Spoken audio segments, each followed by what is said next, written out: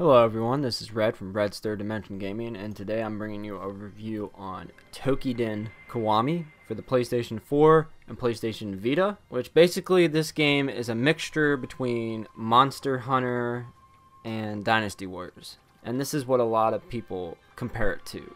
And it is made by Omega Force, the people that worked on Dynasty Warriors. Basically this game is the original Toukiden, Age of Demons, and a new story with around the same amount of hours of gameplay. The first thing that I want to talk about is that you can carry over game saves from the original Toukiden Vita game. Supposedly there's supposed to be an update 1.02 on the original game, which I didn't see on mine when I re-downloaded it. So I looked to see what mine was and it said 1.01 and it said this was the latest. But there's supposed to be a version 1.02 of the game that's updated, and you're supposed to have the ability to upload and transfer game saves from the original to the new game. So what I ended up doing is, since I had both versions, the Vita and the PS4 version of Toukiden Kiwami, so I used my Vita version and actually was able to transfer my game save that actually did save on my Vita, because my longer gameplay of it ended up getting deleted because I deleted the game off a long time ago because Vita has so much space. So anyways, I was able to upload my game save on the Vita version and then able to transfer it by downloading it onto my PS4 version. You can continue from where you are at in the story from the first game and transfer it to the new version of the game, or you can transfer all your weapons, equipment, and everything over to the new version and start over. If you haven't played the game for a while, maybe you want to start over and get that story all over again, which this is what I did. Another really awesome feature is that players of the first game will get bonus armors when transferring over their data. You have to go over to this little box and then it'll give you like 4 or 5 different armors, which is a really nice present for people who played the original. The story of the original Toukiden Age of Demons is that there are demons hiding in the shadows, aiming to torment mankind. Through history, a secret caste of warriors, the Slayers, have been trained to dispose of the demonic threat before it could consume the world. However, an event called the Awakening caused rifts to appear in space and time, causing places that had long disappeared from the world to resurface, unleashing hordes of demons that relentlessly hunted humans. This is all written pretty well, but it actually is not as engaging as I just said it. I think it's a decent story, but it's kind of hit or miss. And also they speak only in Japanese, and there's subtitles throughout the whole thing so that you can read. Which isn't bad, because sometimes the English versions of Japanese games end up sounding really bad, so you don't have to worry about that. The story of the new game, Kiwami, the new expansion of it, it takes place 3 months after the battle to prevent another awakening, and the village of Toukiden is enjoying their peace. But an unknown Oni army appears in the north, ripping apart the Midlands to shreds. Now the 100 Demon Corps, which is an elite force dispatched by the Holy Mount, has to defend their village and basically wipe out the demons. It's basically the same story. You have to fight the demons, get them out of there. That's pretty much all the first story is. That's how the second story is. So the story, I think, is okay. It's not the best story in the world. It's not the worst story in the world. It's decent. And I think expansion of the story actually adds a lot of value, because the first one took a decent amount of time just to get through. And then you're adding around the same length onto that in a new story. PS4 owners and Vita owners are getting a lot out of this game. Also, if you previously played the game, you get to enjoy the new story without even having to replay through the first story. Now for the gameplay. The game is a hack and slash game like Dynasty Warriors, but not exactly the same. You have many different weapons, you have rifles, long swords, bows, and it's a different system than Dynasty Warriors. I liked it a lot. There is also a mode called Eye of Truth. Basically, when you press the one button, you get into a special mode where you can see certain enemies that you might have to kill for a certain mission, or maybe not even for a certain mission. Maybe you just have to kill an enemy that you can't see, so you have to turn into that mode to kill them. There are certain prayer or healing spots that are only available if you're using that mode. There are also items that are only seen in that mode as well. And finally, it also shows the weak spots on enemies, so you can hack certain areas together in order to destroy that enemy. Throughout the game, I have usually had around 4 players at once. You can play online, which actually works really well in this version. On the Vita version, I wasn't able to find anyone online. PS4, I was able to find people, and I got the review copy early, and there were people online. The Vita version, I wasn't able to find anyone. I don't know if they refined the online system, but it works fine, and it's amazing. And if you're not playing online, you can always have a co-op partner through the AI. And the AI is not dumb. I could literally go around collecting all the items, and then they would kill all the enemies. So they're not dumb, they do their job. You can control what they do by commanding them to defend you, follow you, and many other options.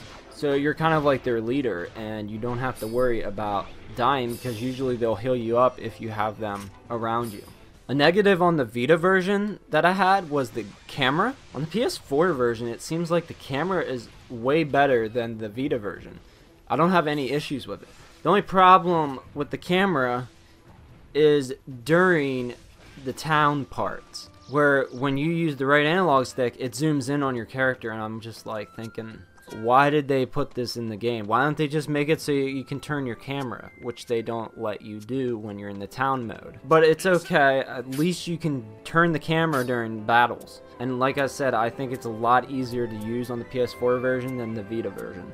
There's a battle technique called Destroyer, which lets the Slayers harness the power of a soul, and you can use it to unleash special attacks on the enemy, and you can actually kill one in a single blow. Eventually, when your group is together fighting at the same time or a certain spot on an enemy, because the big enemies take a while to kill, but if you work together, you can cut off certain body parts and make it easier. So when you're working as a group and you're both attacking the exact same spot, a gauge on the side will eventually get full, and then you can unleash an ultimate attack where everyone hits them at once, and usually it will take the enemy down in one hit. And you also can get items after you kill the enemy, and it's called Ritual of Purification, where you hold down R1 on the PlayStation 4 and you'll get an item. In this version of the game, the Tenko system, which is a little pet that you can have, they're so adorable. I love them so much. And my friends were probably thinking, man, this guy's weird. I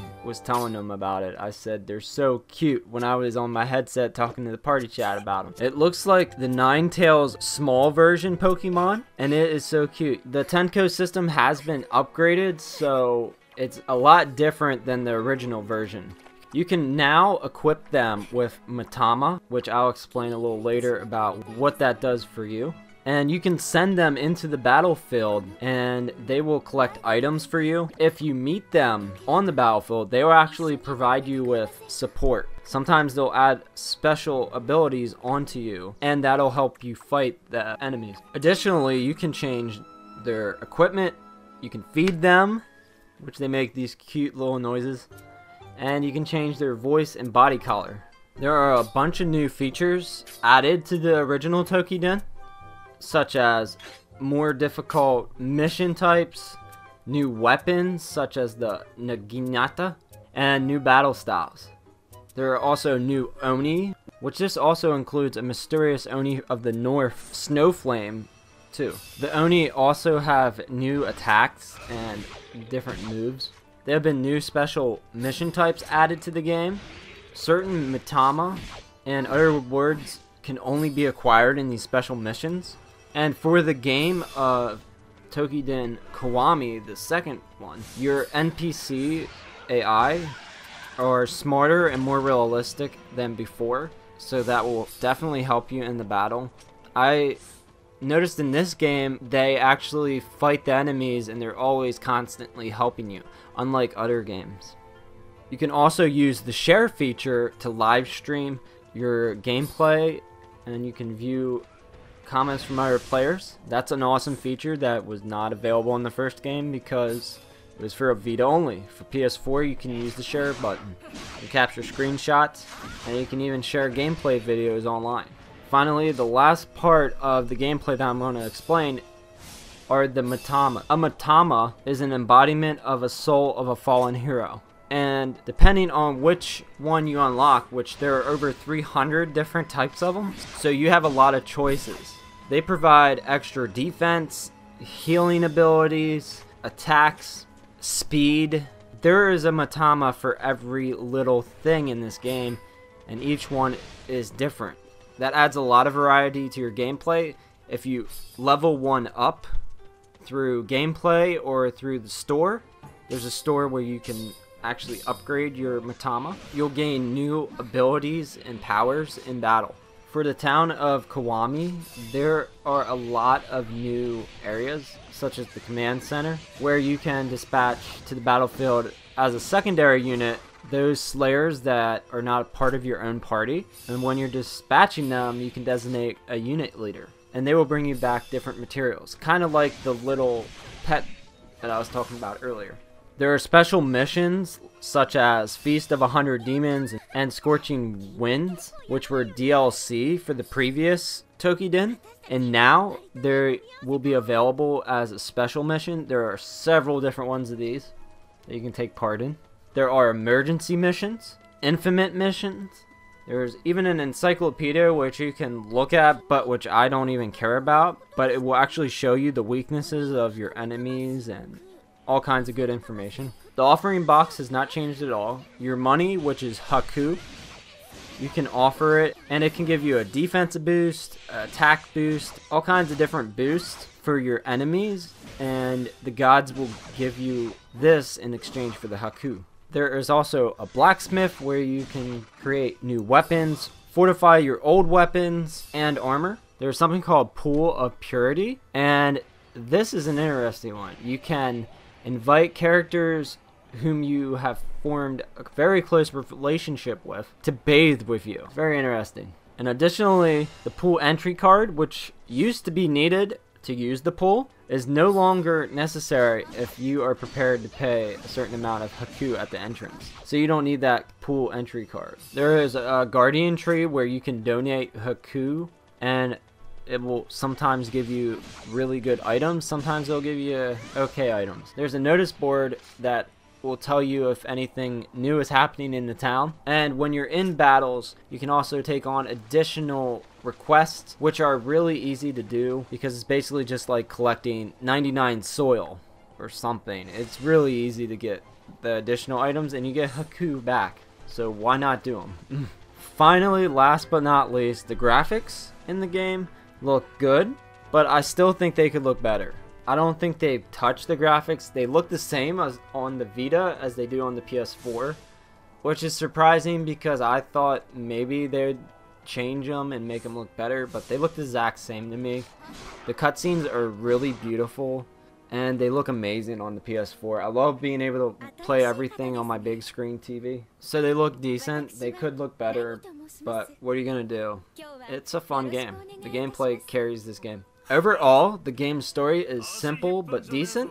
Gameplay is a hack and slash lover's best friend. Online gameplay actually works, and graphics are decent. The new content is an added bonus for owners, and it also includes the original game, so you can get 2 games in one. So my final score for this version of the game is an 8.5 out of 10. I think of it like this. It's the same as the original, but with improvements and added content. So that's where I'm getting the 8.5. I still think it's a 4 out of 5 game like I gave the original, but with the additional content I gave it a half a point because there's so much you can do in this game. Thank you guys for watching. If you'd like to buy this game, you can use the Amazon link below, and don't forget the thumbs up, comment below, and subscribe. See you guys.